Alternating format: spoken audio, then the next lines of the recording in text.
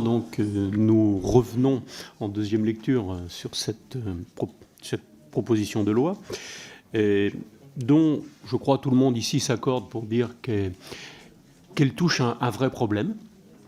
Le problème que l'on peut avoir sur les gourous, sur l'utilisation des réseaux sociaux pour faire, j'allais dire du commerce, mais quelque part c'est ce que font certains.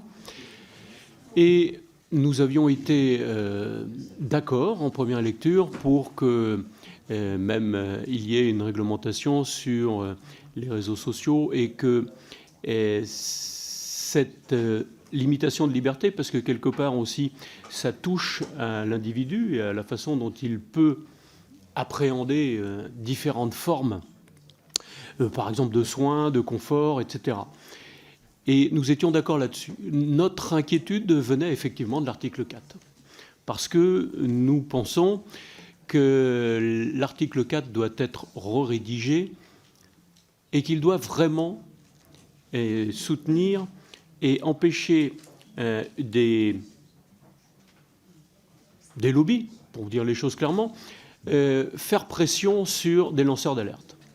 Nous avons eu malheureusement un certain nombre de médicaments qui ont posé problème. Alors évidemment, on peut parler du talcum orange que nos grands-mères connaissaient ou du Mediator. Et on voit bien que malgré toutes les règles que nous pouvons avoir, parfois, nous avons aussi des trous dans la raquette de ce côté-là. Et évidemment, avoir gain de cause contre un laboratoire, c'est quand même particulièrement compliqué. Ils ont un armada d'avocats, ils peuvent utiliser la loi en leur avantage.